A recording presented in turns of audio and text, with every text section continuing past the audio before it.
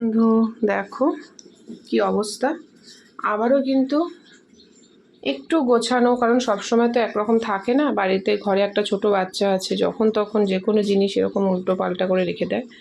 তো দেখো নিয়ে এসছি, আর প্রচুর ধুলো হয়েছে শরীর খারাপ থাকাকালীন দেখো, তো সেগুলো করতে পারিনি। তো আজ যেহেতু উপোস আছে, রান্না সেরকম ঝামেলা নেই।